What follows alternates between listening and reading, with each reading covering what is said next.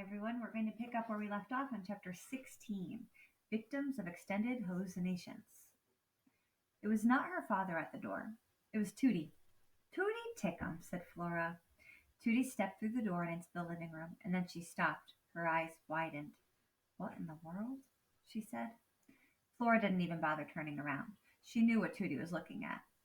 That's the little shepherdess, said Flora, the guardian of lost sheep and light, or something. She belongs to my mother. Right, said Tootie. She shook her head. Well, never mind about the lamp. She took another step closer to Flora. Where's the squirrel? She whispered. Upstairs, Flora whispered back. I've come to check and see if what I think happened yesterday actually happened, or if I'm the victim of an extended hallucination. Flora looked Tootie in the eye. She said, Ulysses can type. Who can type? Said Tootie. The squirrel. He's a superhero. Tootie said, for heaven's sake, what kind of superhero types? It was a good and also slightly disturbing point. How exactly was a typing squirrel going to fight villains and change the world? George, shouted Flora's mother. It's not Pop, Flora shouted back. It's Mrs. Tickum. There was a silence from the kitchen, and then Flora's mother came into the living room with a big, fake adult smile plastered on her face. Mrs. Tickum, she said, what a lovely surprise. What can we do for you? Tootie smiled a big, fake adult smile back. Oh, she said, I just came to pay Flora a visit. Who? Flora, said Tootie. Your daughter? Really, said Flora's mother. You came to see Flora? I'll be right back, said Flora. She ran out of the living room and through the dining room. What a truly extraordinary lamp, she heard Tootie say. Oh, you like it, said Flora's mother. Ha, thought Flora. And then she was out of the dining room and into the kitchen. She ripped the paper out of the typewriter and looked down at the words. They were absolutely not a hallucination. Holy gumba, said Flora. A loud scream echoed through the house. Flora took the paper and shoved it down at the front of her pajamas and ran back into the living room. Ulysses was sitting on top of Marianne. Or rather, he was trying to sit on top of Marianne. His feet were scrabbling to gain purchase on the little shepherdess's pink-flowered lampshade. He paused in his efforts and looked at Flora in an apologetic and hopeful way, and then he returned to wobbling back and forth. Oh, my goodness, said Tootie. How did it get in here? Shouted Flora's mother. It just came flying down the stairs. Yes, said Tootie. She gave Flora a meaningful look. Flying. It absolutely scared the living daylights out of me and Mrs. Tickum. We screamed. We did, said Tootie. We screamed. There's just no end to the excitement.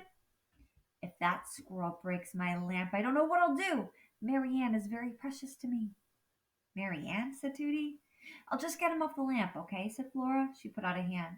Don't touch it, screamed her mother. It has a disease.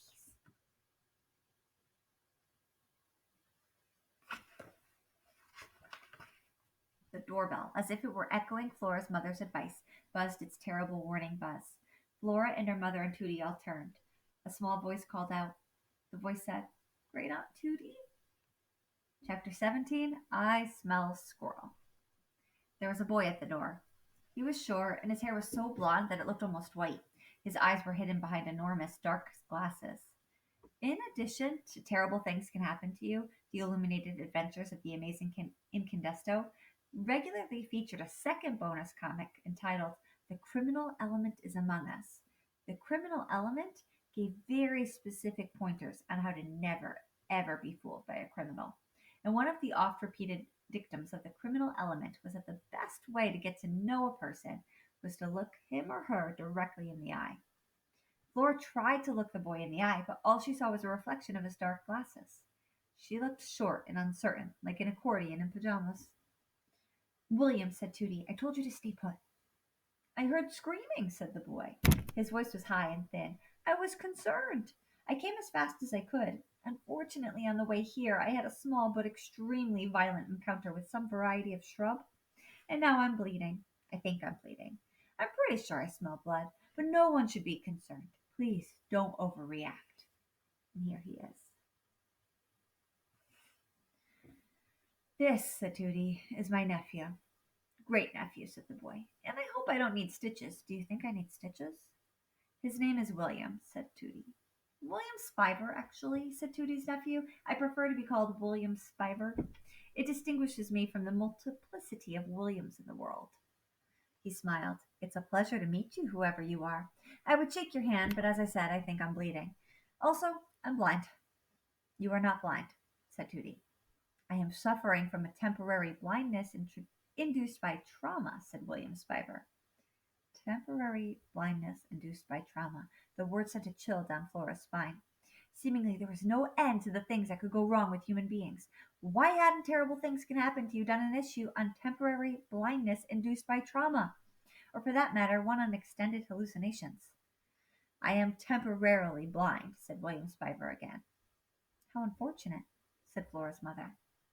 He's not blind, said Tootie, but as of this morning he is staying with me for the summer. Imagine my surprise and excitement.